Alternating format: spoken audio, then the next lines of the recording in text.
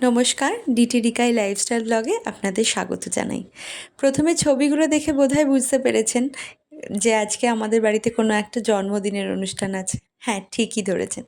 আজ আমার বড় ননদের ছোট মেয়ে রাহি ১ বছর পূর্ণ হলো। ছোট্ট রাহি আমাদের দেখতে দেখতে ১ বছর পার করে দিল। সেই জন্য আজকে আমাদের বাড়িতে একটা ছোট্ট ঘরোয়া অনুষ্ঠানের আয়োজন করা হয়েছিল। আজকে ওর ১ বছর পূর্ণ উপলক্ষে সকালবেলা আমাদের নিজেদের মধ্যেই একটা ঘরোয়া অনুষ্ঠান সেরে নেওয়া হয়েছে। আর সন্ধেবেলা সবাই এসেছিল বাড়িতে। কেক কাটিং, ডিনার এইসবের মাধ্যমে আজকে সেলিব্রেট করা হলো ওর জন্মদিনটা। ও যদিও কিছুই বোঝে না এসবের, কিন্তু তাও ওকে ঘিরে আমাদের আনন্দ। সন্ধেবেলা সব কিছু সাজিয়ে নিয়ে ওকে নিয়ে আমরা চললাম কেক কাটিং করতে। রাহি আর আমার মেয়ে রিশোর ৬ মাসের ডিফারেন্স, তাই দুজনেই একই বয়সী বলা যায়। তো দুজনেই আজকে সেম জামা পরেছে। আজকে ওর জামাগুলো ওদের পিসি ওদের কিনে দিয়েছে, মানে আমার ননদ। দুজনে সেম জামা পরে একসাথে কেকের সামনে দাঁড়িয়ে আছে কেক কাটবে বলে, কিন্তু দুজনের কেউই বোঝে না কেক কী, ক্যান্ডেল কী, কীভাবে সেটা কাটিং করতে হয়। ওরা অবাক হয়ে শুধু দেখছে, কিন্তু আমাদেরই আনন্দ, তাই আমরাই ওদের সব কিছু সাজিয়ে টাজিয়ে নিয়ে নিজেরাই ওদের হাত ধরে কেক কাটালাম। আমার মেয়েও সেখানে বাদ যায় না, বেলুন পেয়ে কেক, ক্যান্ডেল জ্বলছে দেখে সেও প্রচণ্ড আনন্দিত। আমার ননদ ওর মেয়ের হাত ধরে কেক কাটিয়ে দিল। আর মাঝখানে যাকে দেখছেন রেড টপ পরা, ও হচ্ছে আমার বড় ননদের বড় মেয়ে রাই। ও হচ্ছে আমাদের বাড়ির সবথেকে বড় মেয়ে, কিন্তু ওর এক্সাইটমেন্ট সবথেকে বেশি, আর দুষ্টুমিও। ওই দুটোকে সারাক্ষণ সঙ্গ দিয়ে যায় ওই দুটো ছোটোর থেকে আমাদের বাড়ির বড় মেয়েটাই বেশি দুষ্টুমি করে। যাই হোক, ওকে নিয়েও আমাদের বেশ মজায় কাটে। তো ওর বোনের কেকটা ওই কিছুটা কেটে ফেলেছিল।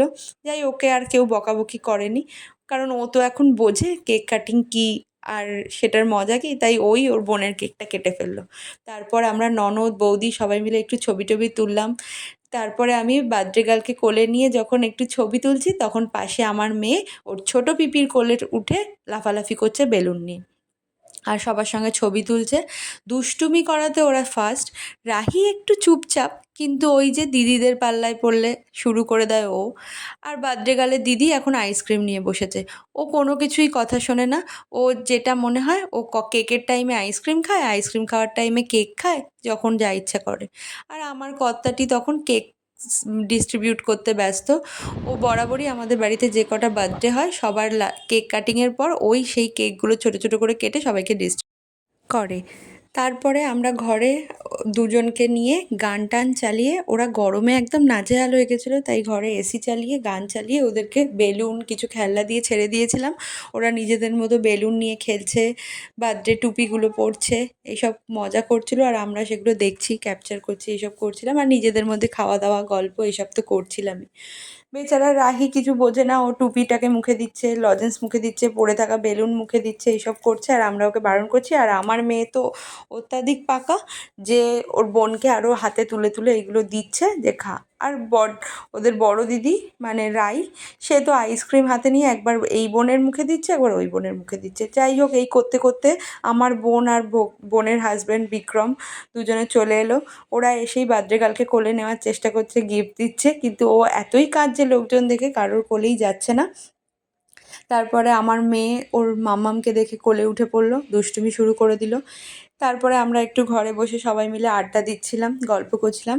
এই যা হয় ঘরোয়া অনুষ্ঠানে, সবার সাথে দেখা, আর একটু গল্প, আড্ডা, মজা, খাওয়া দাওয়া এইসব নিয়েই চলছিল। সবাই এসে গেছিলো মোটামুটি তখন।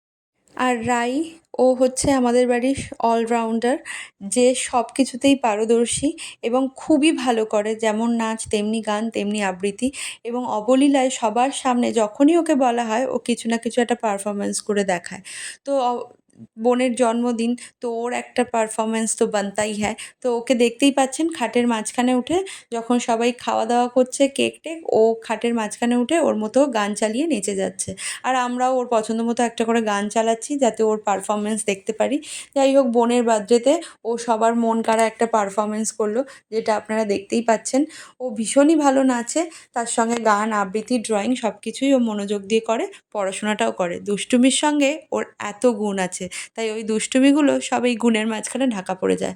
আর রাই আমাকে ভীষণ ভালোবাসে, কারণ আমি যখন বিয়ে হয়ে প্রথম এ বাড়িতে আসি তখন ওই প্রথম এই বাড়িতে ছোট্ট বাচ্চা, যে সারাক্ষণ আমার পেছন পেছন ঘুরতো আর আমার সাজগোজ নিয়ে সারাক্ষণে মামি আমাকে এটা সাজিয়ে দাও, মামি আমাকে ওটা সাজিয়ে দাও, এই করতো। ও সাজতে ভীষণ ভালোবাসে।